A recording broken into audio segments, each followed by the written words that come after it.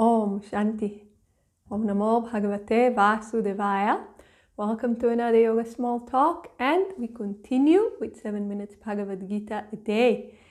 We have reached chapter 5, which we will start today. The chapter is called The Yoga of Renunciation of Action, and it starts with a question of Arjuna. Arjuna said, verse 1, "Renunciation of action, O Krishna, thou praisest, and again yoga. Tell me conclusively that which is the better of the two." So Arjuna is still confused. But actually, who is confused? We are confused.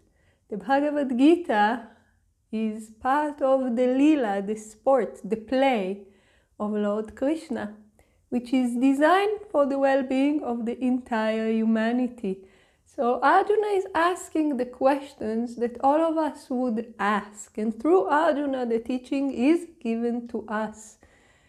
And even if we think we got it intellectually and we can recite it by heart and maybe we can win this or that debate, Swami Shivananda tells us very simply, if you are able to fully live in the light of even one verse of the Bhagavad Gita, you will be self-realized. And as long as we are not realized, we did not fully get it. Of course, it's very good that we study it, it's purifying, it inspires us, and it takes us on the way. But we did not fully get it. And therefore, the question is appropriate.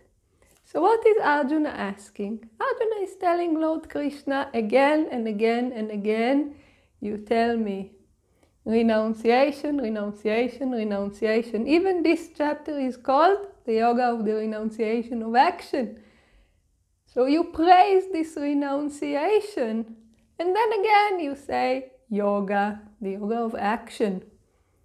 So please tell me conclusively, which is better of the two? Swami Shivananda tells us, Arjuna tells to Lord Krishna, thou teachest renunciation of action and also their performance. This has confused me. Tell me decisively, now, which is better? Meaning, we have a war, we need to start doing things, so please tell me now, what is better? Don't keep me waiting, don't keep me in suspense. It is not possible for a man to resort to both of them at the same time. Because yoga means karma yoga, we need to act, and renunciation is not acting. Arjuna again is confusing the terminology, although Lord Krishna explained it very beautifully in chapter 4, and he will explain it again here. Arjuna is still confused. But there is something else here that goes on. Remember, this is a battlefield. Arjuna is a warrior. Arjuna is about to go to a battle against his friends, against his relatives. And he really doesn't like this idea. He feels that this is not the right thing to do. It's very difficult for him to face all those people in battle and to have to injure them, kill them, to win them in battle. And Lord Krishna is his best teacher and his friend, and he's telling him fight. Now, not only he's telling him fight, at the end of chapter 4, he says, arise, O Arjuna. He doesn't tell him, okay, you know, you do this war and then you renounce. You do this chore and then... No, it's just, this is your job. This is what you will be doing. So imagine that you have a very good friend who is also your mentor. And this friend tells you, you know, I have two jobs to offer to you. One of them is very pleasant to perform. You make a lot of money and you retire very, very fast. The other one, you work. It's difficult work. You work. Then we will see. And you say, hey, you are my friend, you are my well-wisher. Why are you giving me the lesser of the two. Why are you sending me to work, for as long as it takes? Why won't you give me the one that is nicer and I retire very fast? What is the issue here? So Arjuna is like this. He tells Lord Krishna, you say that something is so good, and you say that I am your friend, your beloved friend, and you accepted me as disciple, you're my well-wisher.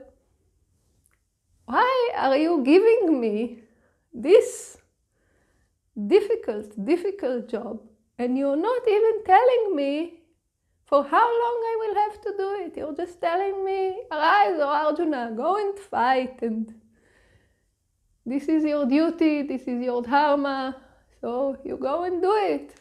Why are you doing this? So this is Arjuna's confusion. And again, this confusion goes back to what it is to act and what it is not to act. What it really is to renounce. This is why this chapter is called the Yoga of Renunciation of Action, because we still are not clear what it means to renounce. Arjuna says, I'm just going to leave this battlefield, go to the forest, do some practices, and this is what I call renunciation. I'm leaving. This is my renunciation. And Lord Krishna, from the beginning, is telling him, although externally you might look like a renunciate, you are not renunciate at all. You're just a person who ran away from the battlefield. And the results for you will be like this. Other people will see you like this. This is the example you will be setting for others. It's wrong from all directions. This is not renunciation at all. Although externally it might look like renunciation, although you are giving up on some action, this is not renunciation at all. So what is renunciation? We already heard in chapter 4, especially in the parts of inaction in action. But again here, Lord Krishna will explain and will also explain to us about the relationship between the two paths. And this is coming next. So please join us for the next teaching. Om Shanti.